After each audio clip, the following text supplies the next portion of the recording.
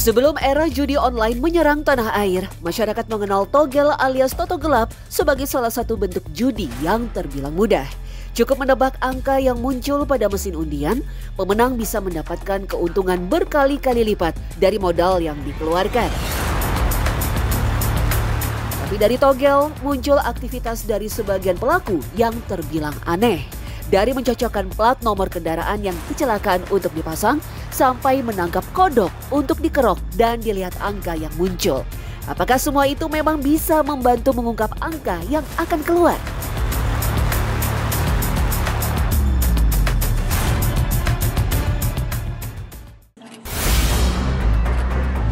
Kasus judi online yang melibatkan pegawai Kementerian Komunikasi dan Digital terus menuai sorotan publik. Setidaknya belasan tersangka yang merupakan pegawai sampai staf ahli Komdigi punya peranan penting dalam melanggengkan judi online merajalela di dunia cyber Nusantara. Cukup memprihatinkan ya Mas, padahal harusnya pemerintah, ya walaupun kita juga harusnya berantas judol, tapi malah kita juga yang terjerumus ke sana gitu. Miris banget ya, karena aku ngeliat masa ini kayak jadi masalah yang nggak beres-beres ya. Apalagi sosial media udah makin berkembang dan judul jadi semakin berkembang biak juga. Yang menarik, dulu pemerintah di era Orde Baru justru punya program yang dinilai menyerupai judi yang terlegalisasi. Program undian atau lotre itu bahkan langgeng di belahan dunia lain dan merujuk pada permainan yang sama seperti togel. Uniknya, jika kini permainan judi sangat erat dengan dunia digital, togel memunculkan aktivitas yang sedikit aneh, yakni pencari kode nomor togel.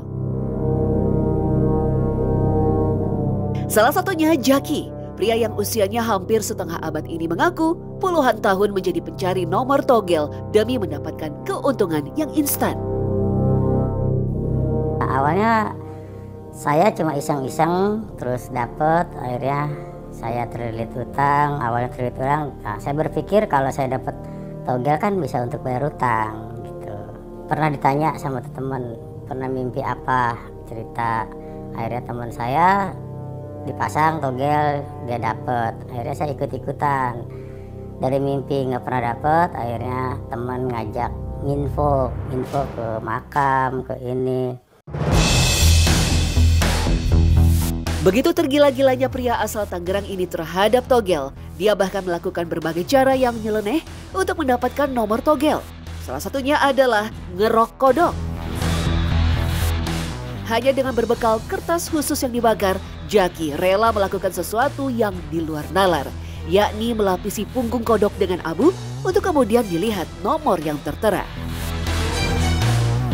Biasanya langsung keluar nomornya, tapi nomornya itu lamat-lamat. Jadi kayak jelas nggak jelas nomornya itu, makanya nanti tinggal insting kita aja yang lihat di pundaknya kodok itu gitu. Panduan nomor togel. Pria yang bekerja di bengkel motor ini bahkan menghubungkan segala kejadian yang ia lihat dengan kode yang ada di buku tafsir mimpi. Mulai dari kejadian tak sengaja, seperti melihat nomor rumah tetangga, suara hewan yang terdengar, sampai plat nomor kendaraan yang kecelakaan. Apes di orang kan, kalau orang tabrakan itu kan apesnya di orang, keberuntungannya ada di kita gitu. Jadi kita keberuntungannya dari nomor itu kita coba-coba kita pasang gitu. Ya kadang dapat kadang nggak juga. Sebenarnya sih cuma feeling aja, bukan angka pasti, cuma feeling. Jika nomor yang ia pasang tembus, Jaki bisa mengantongi keuntungan berkali-kali lipat. Meski begitu, Jaki menyebut tak pernah bisa berhasil bangkit dari perangkap toto gelap karena semua berputar layaknya lingkaran setan. Ekonominya pun tak berubah sampai sekarang. Ya hasilnya percuma aja sih, kadang untuk kembalian kita ritual aja juga nggak nutup akhirnya. Karena kita ritual itu kan kita perlu biaya, perlu ini, apalagi kita sampai ke orang pintar, ke juru kunci, kita juga harus ngasih juga. Kadang-kadang ya nggak sesuai. Jika ditelaah dalam kacamata spiritual, resep cocok logi ala pencari kode nomor togel sebenarnya tak lepas dari tipu daya jin semata.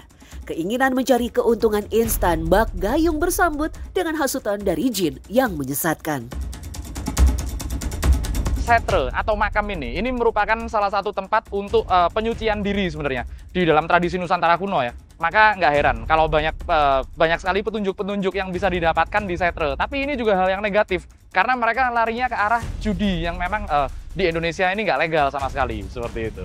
Ada lagi yang itu didapatkan secara mimpi. Ada lagi yang memang dapat dari jin. Ini beda lagi. Biasanya memakai metode abu dan rokok. Biasanya mereka memakai kain ataupun kertas putih di makam atau tempat keramat tersebut. Kemudian akan diberi minyak tertentu dan kemudian nanti anehnya abunya akan membentuk angka tertentu. Merujuk pada catatan sejarah, permainan judi yang bertajuk undian legal pernah sangat populer di tanah air dalam bentuk Porkas dan SDSB. Porkas sendiri adalah pekan olahraga dan ketangkasan di mana pembeli kupon akan bertaruh untuk 14 klub sepak bola divisi utama pada tahun 1985.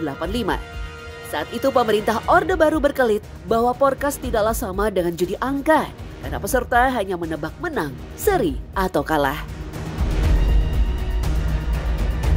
Sementara SDSB atau sumbangan dermawan sosial berhadiah lebih mirip dengan judi angka atau togel yang juga dilegalisasi pemerintah pada tahun 1986 sebagai pengganti Porkas. Saat itu setiap minggu radio akan mengumumkan pemenang undian secara nasional masing-masing berurutan pada 2 angka pertama sampai terakhir yang keempat. Ribuan orang nunggu tuh di depan radio nomor dia keluar nggak nih nomornya itu. Kalau keluar itu dapatlah dari 10.000 dapat 100.000, 100.000 dapat 1 juta dan lain-lain. Sehingga orang berduyun-duyun tuh nyumbang. Tapi orientasi nyumbang bukan untuk nyumbang kepentingan sosial tadi, tapi untuk mendapatkan hadiah besar. Akhirnya orang berduyun-duyun berharap pada SDSB itu.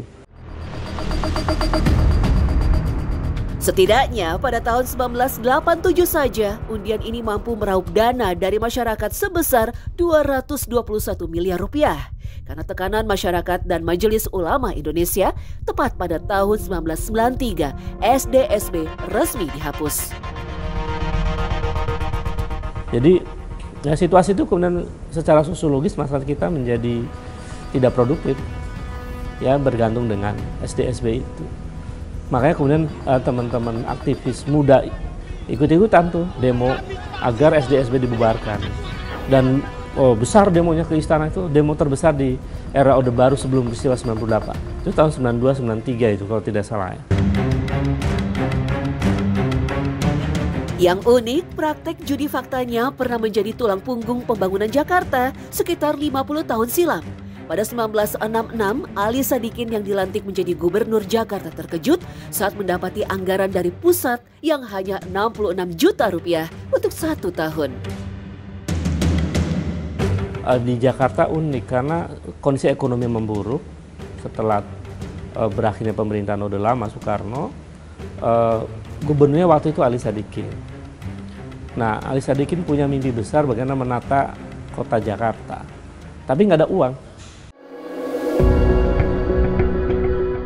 Saat itu Ali Sadikin mengambil langkah radikal untuk memaksimalkan pemasukan daerah dari pajak.